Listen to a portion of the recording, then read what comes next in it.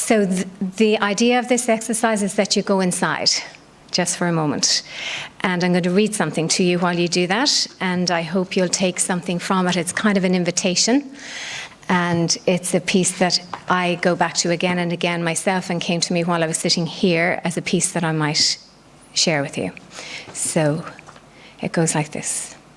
In this high place, it is as simple as this. Leave everything you know behind. Leave everything you know behind. Step towards the cold surface, say the old prayer of rough love, and open both arms. Those who come with empty hands will stare into the lake astonished. There, in the cold light, reflecting pure snow, the true shape of your own face. Okay, thank you. So that's a piece by David White, and what I take from it, and why I bring it in here, is that in all of this work, this consciousness-raising work, that really what we seek is the shape of our own face. We're hearing it throughout all the stories. It seems to me to have been the pattern of the day, that the personal has become the professional, and the professional returns to the personal, and we integrate as we go.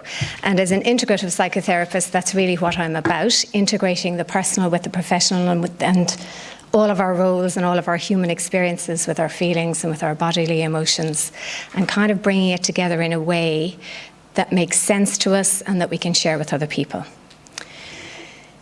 And I think David White in that piece says that in a way that I can't, when he talks about the coldness and the sharpness of experiences, and how in some way, really, when we come through that, what we find is ourselves. So I'll start with me as a 16-year-old, even smaller, blonde, in a little purple uniform, in a very small, I think probably the smallest school in Ireland, certainly the smallest boarding school in Ireland, on the most southwesterly part of the southwestern seaboard. So the next stop was, in fact, America. And I'm sitting there as a 16-year-old in a very kind of small, intimate community of 135 girls and several nuns. And the big task of that year was to choose our profession. No pressure at all, 16 years of age, cut off from everybody and everything that's happening in the world, and we need to choose what we want to do when we go to college. So I did what I do. I dreamt, I looked out the window, I drew pictures, I read books, I did everything except prepare myself for the CAO, which anybody from Ireland will know the word and think of it with dread. It's this tiny little piece of paper on which you have to choose. Is it 10? I've actually blocked it out. You have 10 choices. Okay. So I made my choice from a little booklet that was in a press at the back of my classroom. And the course descriptor on the booklet promised a year abroad in year 3. So picture this 16-year-old in her purple uniform with 134 female friends in a tiny little boarding school, and somebody is offering me a year abroad. So there was no contest. So at that point, I packed my little bag and moved to Dublin, which was a massive transition, probably on reflection, one of the biggest transitions I've ever made, and one that I had almost no social or emotional preparation for. When I left university, a number of years later, with my degree, and more importantly, a tight circle of very close and loving friends that I'm lucky enough to still have in my life today, I also had an underlying sense of disappointment, of not having achieved my full capacity, or of having been able to enjoy the process in a more meaningful way. In terms of learning, I knew that I had not fully integrated, to come back to my word, what I had been taught.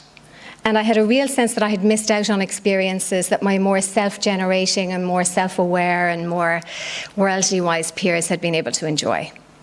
I had, of course, learned various bodies of knowledge and facts. However, they felt both disconnected from each other, disconnected from the reality of life outside the campus walls, and to my disconcertment, very disconnected from me and from who I was, and more importantly, from who I wanted to become.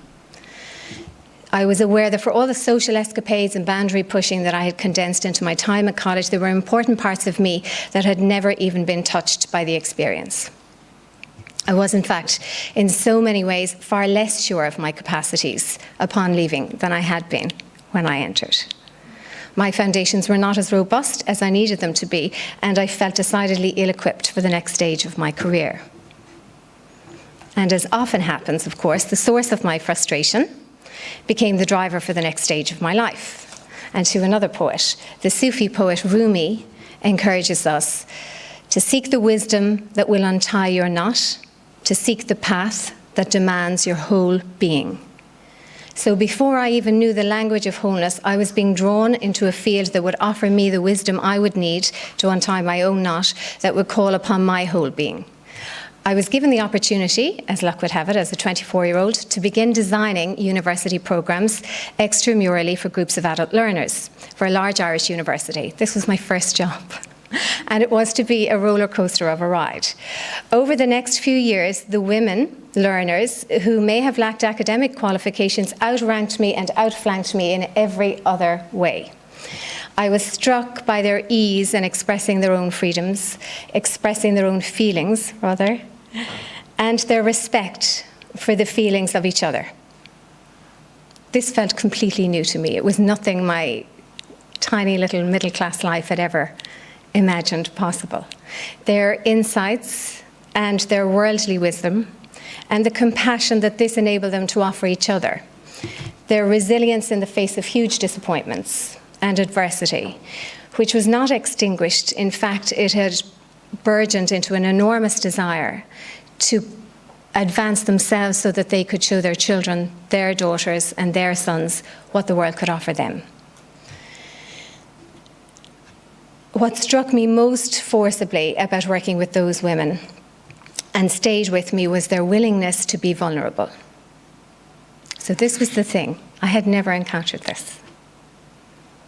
They were willing to be vulnerable with each other and with me without feeling any sense of shame. They could share the most intimate stories of failure and of loss in ways that I had never been privileged to in my hitherto safe and somewhat sterile world. Their courage, of course, is what allowed us to connect. And it was this connection that I realized I sought. So for all the whirlwind socializing of my late teens and early 20s, I had never related to my peers or even to my friends at this level of honesty. I was completely hooked. So from that point onwards, my personal and my professional quests conjoined. I chose educational paths that allowed me to develop alongside my students, to work within and to help build new supportive learning environments that allowed for the whole person. While working at the University of Kent at Canterbury, I collaborated with colleagues across academic faculties in the delivery of a new inclusive programme for students at risk of failure. Together, we designed a programme that provided additional tuition in subjects that students were struggling with, but crucially, interwoven into that were social and emotional skills. And this was the piece I was bringing from my women, as I called them.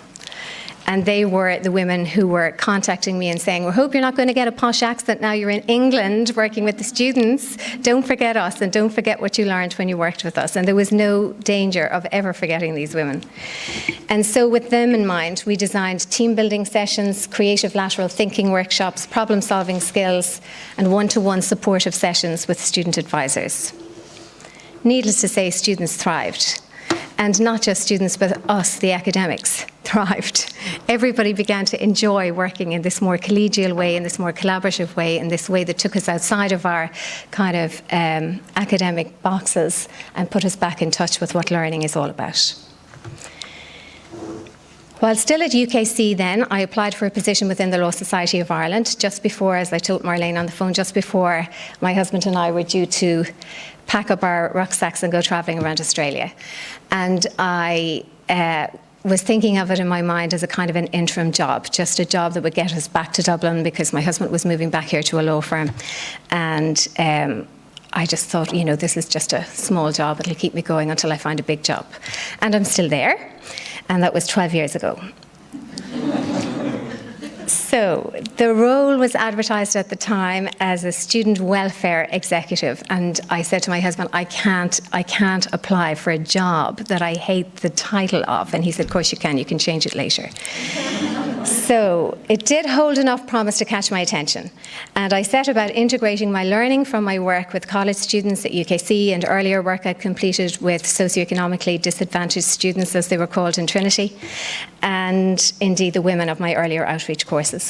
So the role shifted focus from student welfare to student development, which sat far more easily with my own personal framework. And over time, I brought together a multidisciplinary team of people to ensure that students maximised their time while they were training as lawyers. And yet my curiosity for what underlies a lot of our social behaviour, which is the theme of our panel, but also all of the other areas that we've looked at, was growing rather than actually being sated in any way. And I knew that I myself needed to now re-enter formal education myself.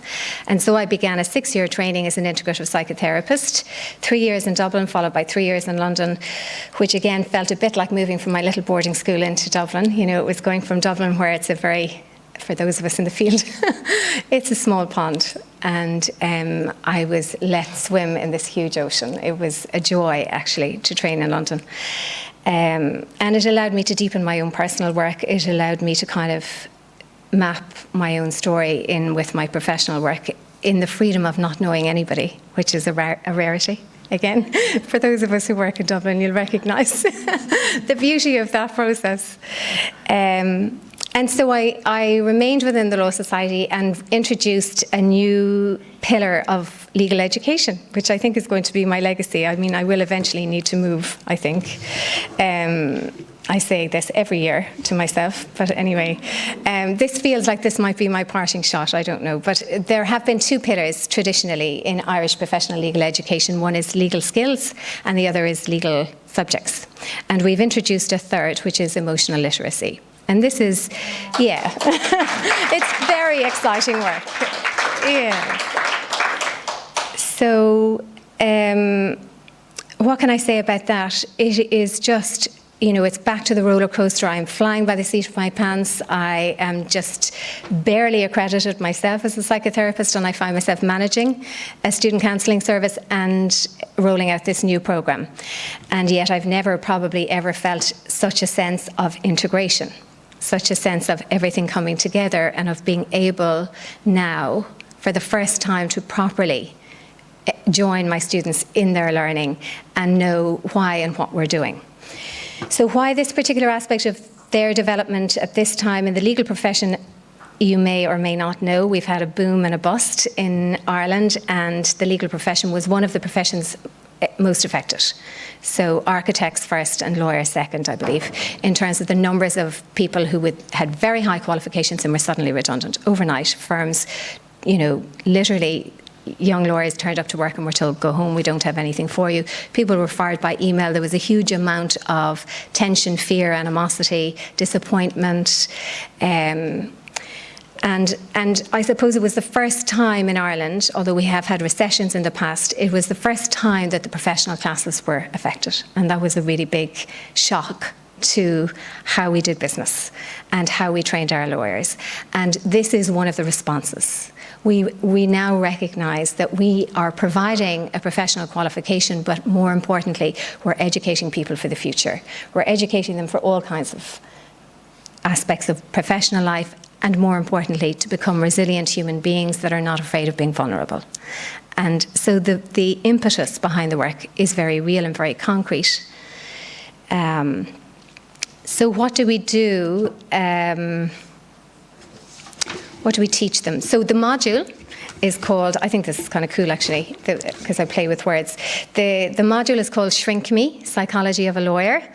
And then part 2 is called Expand Me, Connect Like a Lawyer. And the first one is easy to understand. Everybody knows what Shrink Me is about. The second one, they imagine I'm going to talk to them about Twitter and social networking and how to be charismatic. And it's not that. It's about building real human connections with clients, having a regard for themselves, having an ethical framework, having a deal breaker value set that they hold on the inside that is at play even when the clients aren't looking or listening or paying. So who am I under the persona? Who is the person who is greeting and meeting the client? What is informing how I engage? What is informing my decision to walk away from a deal, my decision to not honour an agreement, to blow a whistle if necessary? And these are the kind of aspects I think that we realised we had not been addressing. So to do that, we do a whole range of things. We look at presence. We offer them. Mindfulness. We actually had been offering mindfulness in the law school for 12 years. So which is why I was enjoying your presentation so much. It wasn't called mindfulness then, actually. It was called meditation, but it was mindfulness. So there's been a couple of generations of lawyers who've gone through actually with that mindfulness training, and I just think what this is doing now probably is, again, integrating it into the greater whole so that they understand why they're doing the meditation practice at lunchtime. It's not just because some hippie in the student counselling service thinks it's a cool idea. They're actually beginning to understand it. And interestingly, and you probably know this, you're probably way ahead of me on this, but a lot of law journals are now publishing a lot of very scientific, because they like that, articles about how mindfulness can help prepare young professionals for practice. So it has a lot of credibility. We work with them around flexibility, both in their thinking and in their actions. We look at perspective taking, which is a huge part of what we've been talking about here today. I think almost every presentation has mentioned it in one way or another. It's hugely important for lawyers to be able to take the perspective of their clients. You know, let's face it, we don't call our lawyers in times of happiness and celebration. We generally call them if our marriages are falling apart, if our businesses are going down the tube, if somebody has died and we need to look at a will, and we need to meet a human being as well as a professional. We talk to them about the link between their feelings and their relationships, the link between their feelings and their relationships with food, their relationships with alcohol, their relationships with gambling, their relationships with the internet, their relationships with money, their relationships with client accounts. We bring it in everywhere. And we use quite high-end psychological language. We talk to them about the neuropsychobiological model of being, which is the model I learned in my training in London. So we talk about affect regulation, we talk about self-regulation and co-regulation and the terms that you've used here, and we at least give them a taste on the basis that they're not just lawyers, they're also human beings, and they have huge ability and huge capacity. And to work with them therapeutically is like no therapeutic work I've ever done, because they're 5 miles ahead. They are so fast and so quick and so clever. And they're a joy. They're an absolute joy. After we teach the modules, we invite them to join us in the student counselling service if they would like to.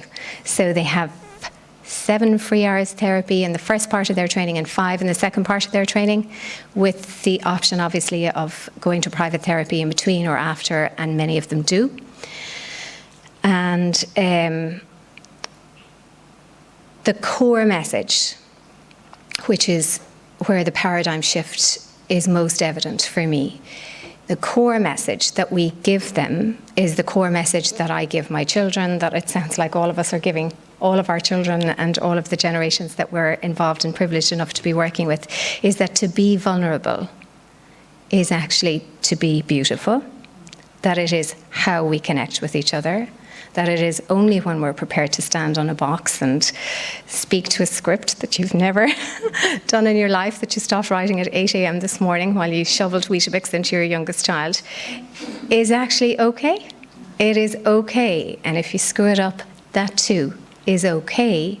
All that really matters is that you can say, help, when it happens. And that's the message that my service is offering to our students. So, as a new year of work begins, so I've just had my busiest week of this is my new year, September is my January, if you can follow that. I now find myself here at this conference, opening the process that I've been on personally and professionally up onto a new level, and drinking in all the wisdom and support that I've been fortunate enough to hear and embody today, from people all over the world, which again really feeds me, because remember, I'm still that little girl from Dingle who needs to kind of see a bigger stage and know that there's a bigger world out there.